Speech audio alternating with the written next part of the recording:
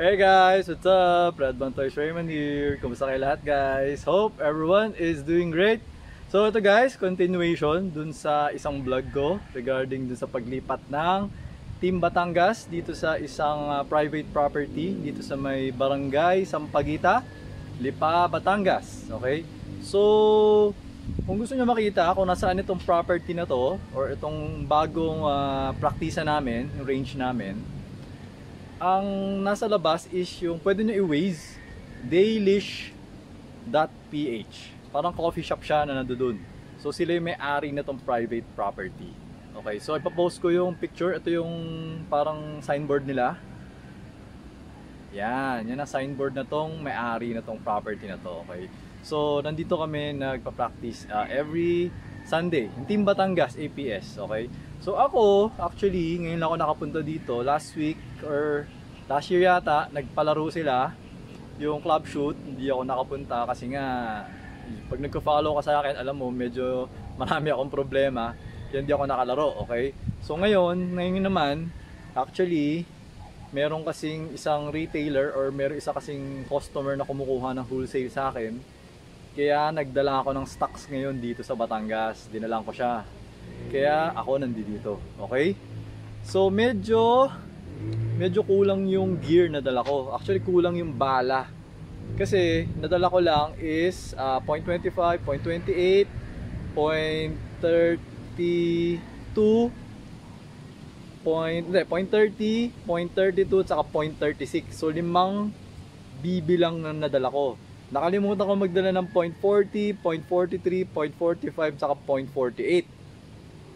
Pero medyo kulang na rin eh. Nakita nyo tong part na to guys, to. Yan, yung area na yan. Yung area na yan, magmula dito sa kinatatayuan ko hanggang doon, 60 meters sinukat namin. Okay? Ako sinukat ko at saka isang teammate ko, sinukat namin. Parehas kami 60 meters. Umaabot to doon. Okay? Abot siya, 60 meters. Pero yung bala na gagamitin mo is yung 0.36 na. Okay? Kapag ginamit ko yung 0.25, umaangat siya eh. Tapos nahuhulog. Umaabot siya doon. Pero pababa na siya. Yung bang parang akyat biglang mahuhulog. Hindi yata umabot ng 60 pag 0.25 eh. Pag 0.28 parang hindi rin. Yung 0.3 may posibilidad yung 0.3. Pero yun nga parang umaangat tapos nahuhulog. So yung 0.36 properly adjusted yung hop up na to. Okay? Kaya nga katulad ng sinasabi ko sa inyo, ang difference ng tunay na barrel at saka ang airsoft is that sa tunay na barrel, yung distance ng bala nakasalalay sa power ng barrel. Doon sa pulbura, doon siya nakasalalay. Kasi ang tunay na barrel, yung bala niya paikot pa ganun. Ganun ang ikot ng tunay na barrel. Okay? Sa airsoft, no, ang mga bala may pectus. Meron siyang spin. Ang ikot ng bala sa airsoft, pa ganun. So, dahil sa tinatawag ng Magnus effect, yung BB, imbis na pababa, dumidiretso pa siya dahil doon sa Magnus effect. Okay? Kasi kapag nasobrahan ng spin, yung BB umaakyat. Kaya pag eksakto yung spin niya, dire-diretso lang siya. Ganun. Kaya sa BB, maraming bigat. So depende, kaya maraming tatanong, anong bagay na BB sa pistol ko, sa rifle ko? Depende sa objective mo, kung ano yung objective mo. Maraming objective. Mas malakas yung force or yung kinetic energy kapag mabigat yung BB. Pero yung FPS mo bababa. Okay? Pero mas masakit siya pag tumama sa'yo. Pero mas mababa yung FPS niya. Ngayon, pag mas magaan yung BB, mas mataas yung FPS mo, pero pag tumama siya sa'yo, mas mahina siya. Ganun siya kasi nga yung kinetic energy. Okay? So sa airsoft, ganun siya. So yung BB sa airsoft, yung bala sa airsoft, umaabot ng malayo, hindi dahil sa malakas. Ito ay dahil sa, siguro may factor na rin na konti, no? Konti lang yung factor niya kasi nga, yun yung unang puwersa eh, di ba? Palabas ng barrel eh. Pero the majority is on the spin. Nagets nyo? Kaya minsan may nagtatanong sa akin, sir, gaano kalayo inaabot niyan?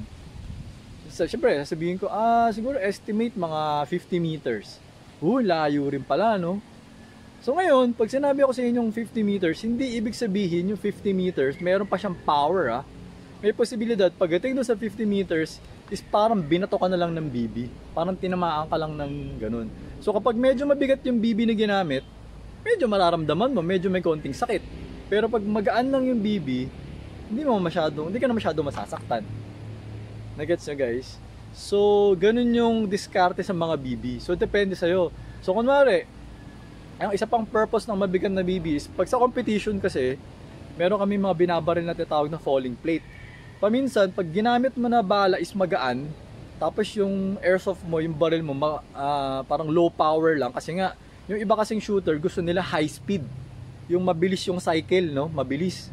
So, ginagawa nila, parang short stroke nila, minomodify nila yung baril na short stroke, para maiksi lang yung cycle. Kasi diba normally, ito, isang buo to, yan, isang buo, di ba? Minsan ginagawa nila parang kalahati lang. Parang yung cycle ng bolt carrier, kalahati lang. So, tendency, mas mabilis. Para pag nagdo-double tap, mas mabilis. Yun yung ginagawa sa airsoft yun. Pero sa tunay na baril kasi hindi mo pa pwedeng gawin yun. Walang short stroking sa tunay na baril kung hindi ako nagkakamali. Talagang isang buo yata talaga yun. Okay? So ngayon, kapag di ba, sa airsoft kasi meron yung competition, merong falling plate. So what will happen is, paminsan yung, di ba, falling plate, it's made of metal, mabigat. So paminsan yung iba, ginagamit nila magaan na BB, tapos low power, tapos high speed. So paminsan pag binabaril nila yung plate, ayaw tumumba yung plate kasi nga low yung kinetic energy. So maganda gagamit ka ng mas mabigat na bala para kahit sabihin natin mas mababa yung FPS mo, mas mataas yung kinetic energy mo, mas mataas yung force, tutumba yung plate. Yun yung purpose ng iba-ibang bigat ng BB. Okay? Pero lahat naman ng airsoft, pag sinabi natin 5.95 mm, kaya naman lahat ng bigat. Yun nga lang, syempre, ba't ka bibili ng mabibigat na BB kung malapit na naman yung binabaril mo? Pag binabaril mo, papel lang naman. Sayang kasi mas mahal pag mabibigat na BB. Okay? So, depende talaga sa'yo kung ano yung tatargetin mo. Pagka medyo malapit lang, sabihin natin 4 meters, 5 meters, tapos papel lang yung babarilin mo, kahit 0.2, 0.23, 0.25, pwede na yun. Pero pag meron ka mga binabaril na plate, medyo nilalayuan mo, gusto mo patumbahin, or kung medyo malayo yung target mo, gusto mo mas diretso, medyo bibigat naman ng konti yung BB mo para mas accurate. Katulad ngayon, nakita nyo yung mga puno, mahangin. So okay, sobrang mahangin ngayon. Kaya kanina, pag bumabaril ako doon, medyo nagle-left yung bala pagdating doon sa may dulo. Kasi nga mahangin. So yung point 36 hindi dire-diretso siya Pag yung point 25 talagang gawa ganun kasi mahangin. Okay? So ngayon, papakita ko lang sa inyo kung gaano kabilis bumaril kapag gumagamit ka ng red dot. Kasi nga, 'di ba, yung iba nagra-rifle, gusto nila yung nagsa-sight. Sabi ko nga sa inyo, 'di ba, pag rifle, kailangan talaga mas maganda may red dot. Actually, kahit naka-pistol pwede ka nga mag-red dot kung gusto mo Pero pag magpa-pistol ka, mas maganda kasi yung red dot mo nakalubog. Okay? So, nakalimutan ko na yung tawag nila doon parang ano ba, modular type bar. Basta mas maganda nakalubog. Para kahit papano, yung iron sight ng pistol mo at saka yung red dot nagko-co-witness. Okay, ganun siya. Ibig sabihin nun, nagko-co-witness. So yung red dot mo nandito, pag ganun, tapos yung iron sight mo nandun lang din. Yun yung maganda. Para, basta mas maganda yung ganun. Para medyo mababa yung red dot mo. Kasi ito kasi mataas to Yan, nandito yung red dot, nandito yung barrel, so meron siyang gap na ganun. Kaya meron siya tinatawag na compensation. Kapag malapit yung mga binabaril mo na target, nagkakaroon ng ganun gap. Pero pag malayo, naka-zero siya. Okay? So nakikita niyo yung target sa likod ko. Tatlong ano ba to? Metal plates, okay? Ang distance niya from kung saan ako nakatayo is 10 meters. Okay? So papakita ko sa inyo kung tingnan nyo kung mabilis ba ako bumarel or matagal. Kasi syempre kayo, pag may rifle kayo, pwede kayong gumawa ng ganyan. Ang sukat nung plate is, kung di ko nagkakamali, 4 inches to Kung di ko nagkakamali 4 inches tong plate. It's either 3 or 4 inches. Okay? Yung sukat ng plate. 4 yata, parang 4 yata to. Okay, kasi standard to, pang competition to So 4 inches to. Tapos 10 meters yung layo niya sa akin. Okay, so kung kayo gusto nyo, gumawa kayo sa bahay nyo, tapos mag-practice kayo, paggagamit nyo iron sight, tingnan nyo kung mabilis ba kayo or something. Ngayon bahala. Okay, kasi pagdating naman kasi sa shooting, ang importante, mabaril mo yung target mo as fast as you can. Yun yung importante, lalo na pag sa tunay na buhay. Kasi pag nakikipagbarilan ka, yung kalaban mo, hindi naman niya mag-aantay sa'yo. Hindi naman niya sasabihin, oh ano, naka-aim ka na ba? Naka-aim na? Okay na ba? Hindi ka naman niya ganoon eh. Yung, ano yan eh, pagdating sa tunay na buhay, pag nakipagbarilan ka, bababang takbo eh. Bababang takbo eh. Ganun yun eh. Wala namang antayan dyan eh. Kaya kailangan mabilis ka talaga. Okay guys? So, teka lang, ayan, red dot, no? Naka-red dot tayo. So, this is the BCM MCMR. This is the 14.5. Okay, 14.5 siya guys. Gas blowback rifle. Steel internal part. So, ito yung nauna ko. Yung recent vlog natin is yun yung Black Tan. So, ito muna yung, ano ko. Yun, dinagdag ko lang sa collection ko yun. So, if ever you want to order, PM nyo lang ako. Okay? So, meron pa namang ganun si supplier. So, ito ay ang mas ginagamit ko muna kasi hindi ko pa nalalaspag to eh. Halos bihira ko lang din gamitin to eh, no? Okay? So, itong magazine, gamit ko is from my URGI. Okay? Lumang magazine na rin to. So, ayan. Pasok natin. Okay? Okay? So, ngayon, always remember to try and wear eye pro. Actually, pwede namang wala kasi nga hindi naman masyadong babalik kasi malayo yung binabaril ko eh, di ba? Pero try to practice na rin wearing eye pro kasi mamaya minsan mahangin dito baka may dumi mapunta sa mata mo eh, no? So, ano. Okay? So ito guys, tingnan nyo. So yan. Nakita ba? O, dito tayo. Okay? So, ayan, tingnan nyo. Pag inangat ko, babaraling ko yung mga target.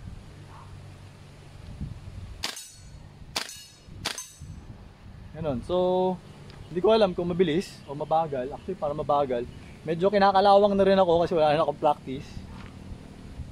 Sige nga, itsaw ko ito konti. Ayan, subukan natin. Okay? Timer. Beep. Guys, no? So, hindi ko alam kung mabilis o matagal eh. Okay? So, kunwari, tumunog yung timer. Beep. Narinig nyo ba? Ting, ting, ting. Beep.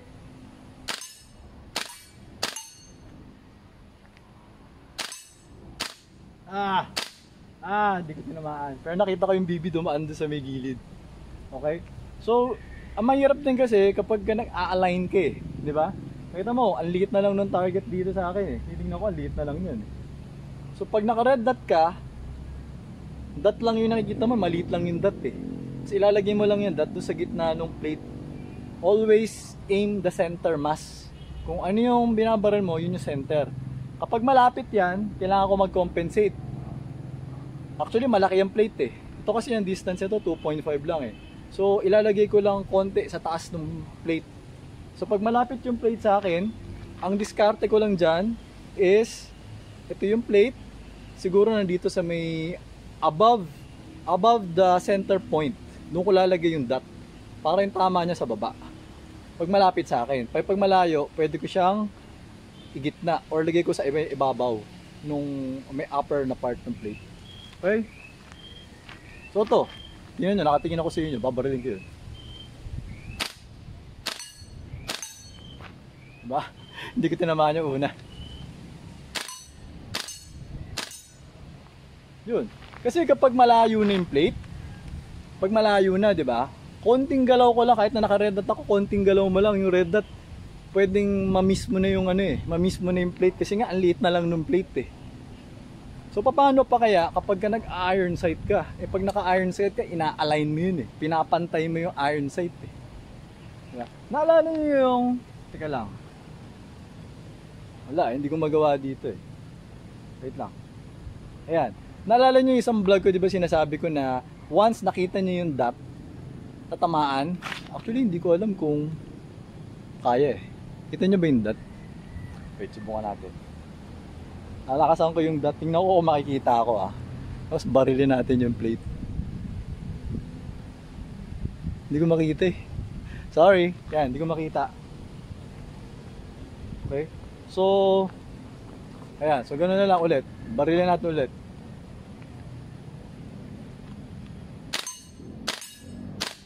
Oop, di tinamaan.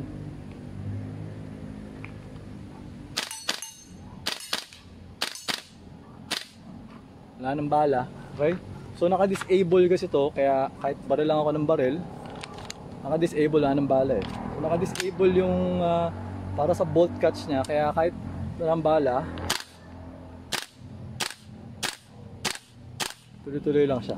Pero nakikita ko syempre wala nang lumalabas na bala. At saka alam ko eh, iba yung feel, iba yung tunog pag wala nang bala. Okay? So, ayun lang guys, ang ating vlog. Hindi ko alam kung mas mabilis kung naka red dot or meron or naka iron sight. Hindi ko alam, kayo bahala. Ngayon ako naman paminsan, basta lalo na pag maiksi kasi talaga. Ito kasi kahit pa paano medyo mahaba. So kahit pag malaki yung target ko, pwede ako mag point and shoot. Parang ipo-point ko lang siya kanya kasi puputok ko na. Pero ito kasi maliit eh. So siguro pag super master or grandmaster, tapos super araw-araw minuto nagpa-practice ka, yung tipong kahit nakapikit ka eh, boom pwede mo tamaan niya kahit wala ka siguro red dot. Pero alam mo yun, iba pa rin kasi talaga pag meron kang guide at saka tinatansya mo lang, iba pa rin kasi talaga, lalo na pagka in a real life situation, pag napaaway ka, napalabang ka, napunta ka sa gera, tapos may mga civilians, mahirap eh, baka mamaya yung civilian yung mabaril mo eh.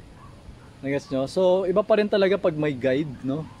Kaya yun lang naman ang importance para sa akin pag may red dot. Pero ngayon, kunwari nasa loob ka lang naman ng bahay mo, nagpi-plinking ka lang naman sa backyard mo, kaya ganito, meron kang ganitong farm. Farm ba? Farm na tawag ko sa kanya kasi laki. Pag meron kang ganitong property, nagpi-plinking ka lang, ayaw mo nang gumasto sa red dot. Actually, itong red dot na gamit natin, mga imitation red dot na to, mura lang to eh, no? Pag yung mga original, mahal eh. Ito, mura lang to eh. Kung ayaw mo lang, sobrang nagtitipid ka or something, pwede ka naman mag-iron sight, no? Pwede ka naman mag-iron sight. So, kasi nga, hindi ka naman nagmamadali, wala ka lang magawa, napiplink-plink ka lang. Or, siguro, merong, hindi ko alam, merong gustong mga peste siguro, hindi ko alam eh.